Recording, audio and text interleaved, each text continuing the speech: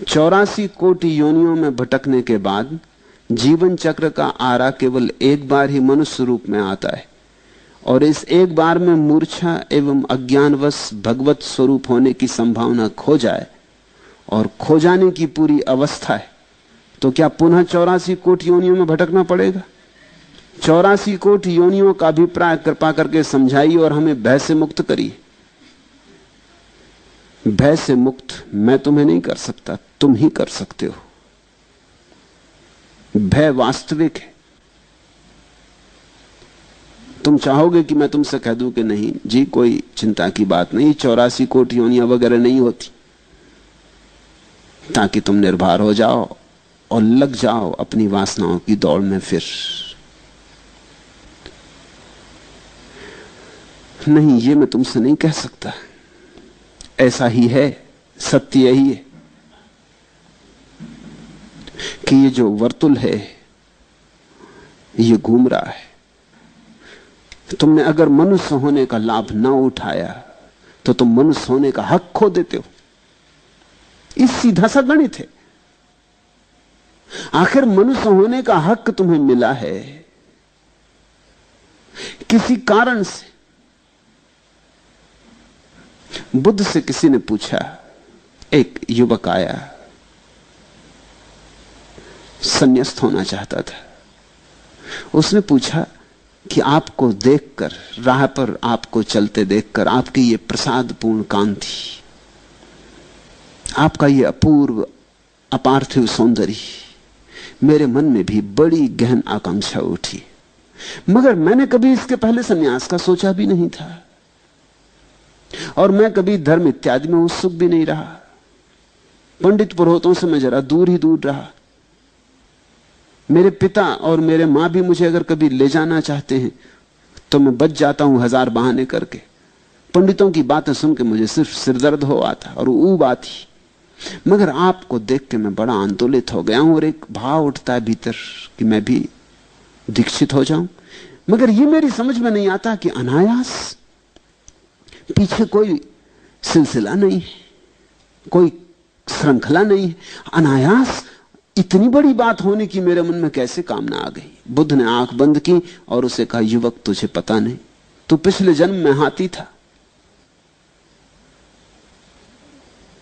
जंगल में आग लग गई थी और तू भागा जा रहा था, सारे पशु पक्षी भागे जा रहे थे, थका मांदा तू एक वृक्ष के नीचे थोड़ी देर विश्राम करने को खड़ा हो गया। तेरे पैर थक गए थे और एक पैर के नीचे कांटा चुभ रहा था, तो तूने वो पैर ऊपर उठाया। जिस बीच तूने पैर ऊपर उठाया उसी बीच एक खरगोश तेरे उस पैर के नीचे आके बैठ गया। तूने नीचे देखा, वो घड़ी ऐसी थी कि सारा जंगल आग से लगा था। वो मौका ऐसा था कि तुझे एक बात दिखाई पड़ी, हम सभी अपने जीवन के लिए भागे जा रहे हैं, ये खरगोश भी बेचारा भागा जा रहा। मैं थक गया, मैं हाथी हूं, तो ये भी थक गया, और ये किस निश्चिंतता से मेरे पैर के नीचे बैठा, जो मैंने उठाया हुआ मैं रखूंगा पैर नीचे तो ये मर जाएगा। वो घड़ी ऐसी थी कि तू अपने जीवन के लिए इतना उत्सुक था, तेरी जीवेष्णा इतनी प्रबल थी कि बच जाऊं, कि तुझे यह लगा कि जैसे मैं बचना चाहता हूं वैसे सभी बचना चाहते। तुझे बड़ा बोध हुआ और तू पैर वैसा ही उठाए खड़ा रहा और वो खरगोश नीचे निश्चिंत बैठा रहा। जब खरगोश हट गया तब तूने पैर नीचे रखा, लेकिन पैर अकड़ गया था, तू नीचे न रख पाया, गिर पड़ा। खरगोश तो बच के निकल गया, लेकिन तू उस जंगल में लगी आग में जल के मर गया। लेकिन मरते वक्त तेरे मन में बड़ी तृप्ति थी, एक बड़ी शांति थी, एक अपूर्व उल्लास था, एक आनंद का भाव था कि मैंने खरगोश को नहीं मारा, चलो मैं मर गया, ठीक। उसका फल है कि तू मनुष्य हुआ।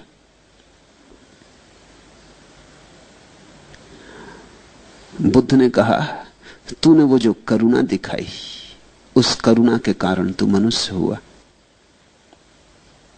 उसी करुणा के कारण तेरे भीतर ये बीज पड़ गया।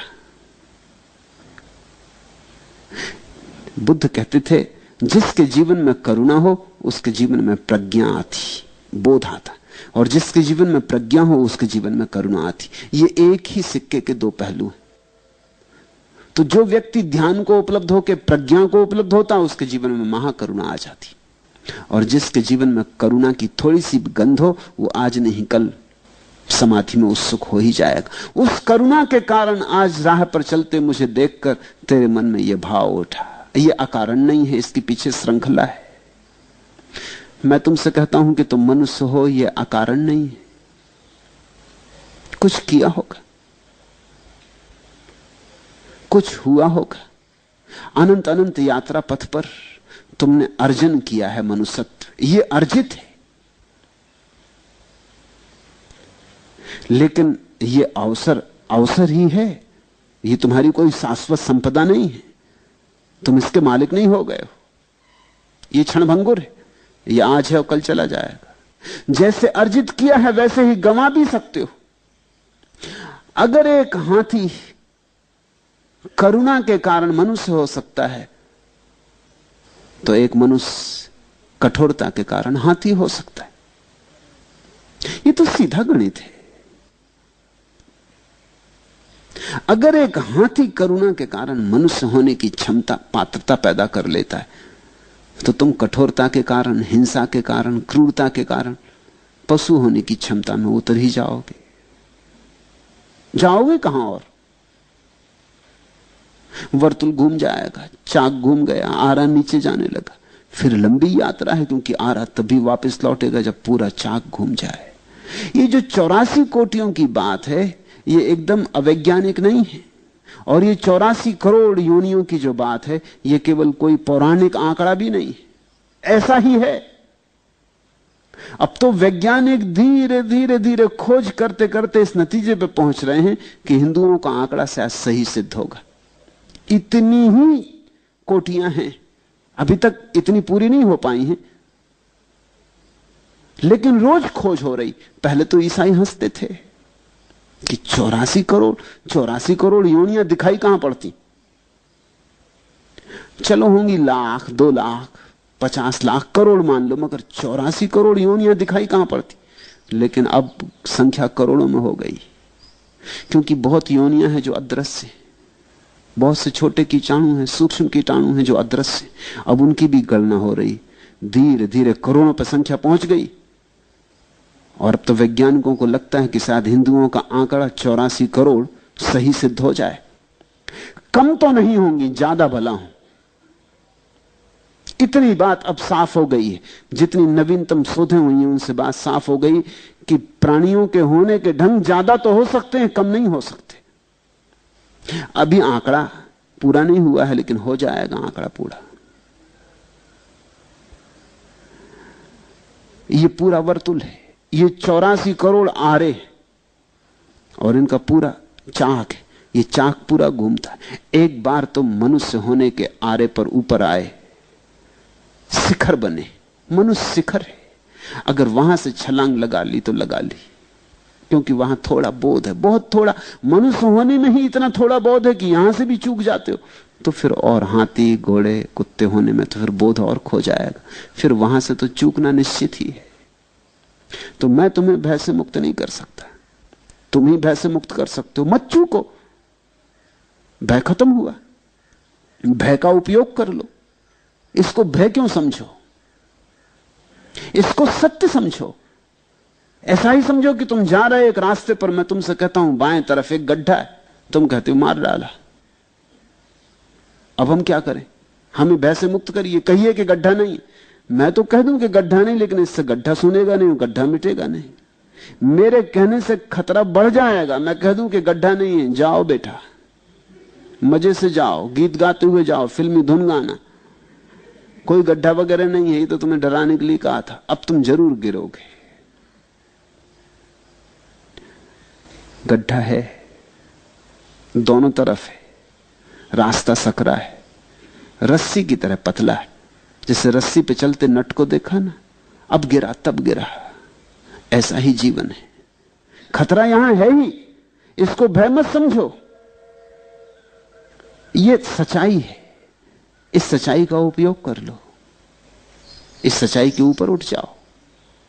इस मनुष्य जीवन के अवसर को खो मत। अजहूं चेत गंवार, अब भी जागो। ये अवसर बड़ा बहुमूल्य है। तुम जैसे गंवा रहे हो, इसीलिए बेचारे पलटू दास को कहना पड़ता है गंवार। जैसे तुम गंवा रहे हो, जो गंवाए सो गंवार। तुम किस चीज में लगा रहे हो ये अवसर को? कोई स्त्री के पीछे दौड़ रहा, कोई पुरुष के पीछे दौड़ रहा, कोई धन के पीछे, कोई पद के पीछे। लेकिन यही तो तुम जन्मों जन्मों में, कोटियों कोटियों में, अलग अलग योनियों में करते रहे। वहां भी यही सब चलता है। तुमने देखी बंदरों की एक जमात, उनमें एक राष्ट्रपति होता, सबसे ज्यादा उपद्रवी, झंझटी, झगड़ेल, मारने पीटने को तैयार, डरवाने में कुशल, वो अगुआ होता है। बाकी सब उससे डरते। फिर अगर तुम बंदरों को गौर देखो, जिन्होंने अध्ययन किया बंदरों का, तो वो कहते हैं बंदरों में पूरी की पूरी राजनीति होती, पूरा कैबिनेट पाओगे तुम, पूरा मंत्रिमंडल।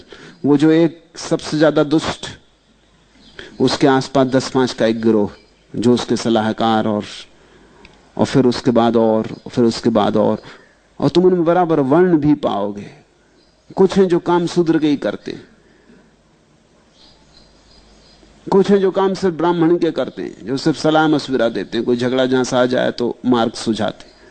कुछ हैं जो छत्री का काम करते हैं, झगड़ा जहां सा हो तो लड़ने को तैयार, जवान, मजबूत। और स्त्री बच्चे, उनकी सब सुरक्षा करते। जब बंदरों का गिरोह चलता है तो स्त्री बच्चे बीच में चलते, अगुआ आगे चलता है, स्त्री बच्चों को घेर के छत्री चलते। ठीक बंदरों में तुम पूरे मनुष्य की राजनीति पाओगे। तुम नई दिल्ली के सब रंग ढंग बंदरों में पा सकते हो। तो पार्लियामेंट में अगर थोड़े बंदरपन हो जाता तो बहुत चिंता मत किया करे, वो होने ही वाला है। अगर मारा धापी हो जाती है, खींचतान हो जाती है, एक दूसरे को धक्कम धुक्की हो जाती है, वो होने ही वाली। राजनीतिक से इससे ज्यादा की आशा की भी नहीं जा सकती। राजनीति है ही वही जंगलीपन, वही जानवर की वृत्ति, कैसे दूसरे का मालिक हो जाऊं। जब तक तुम दूसरे के मालिक होना चाहते हो तब तक तुम पशु वृत्ति से जी रहे हो। जिस दिन तुम अपने मालिक होना चाहते हो उस दिन तुम सच में मनुष्य हुए। स्वयं की मालकियत की खोज धर्म, दूसरे की मालकियत की खोज राजनीति। फिर धन इकट्ठा कर रहे हो तो धन भी इकट्ठा करके क्या होगा? सब पड़ा रह जाएगा, सब ठाट पड़ा रह जाएगा जब बांध चलेगा बंजारा। तो तुम अवसर खो रहे हो।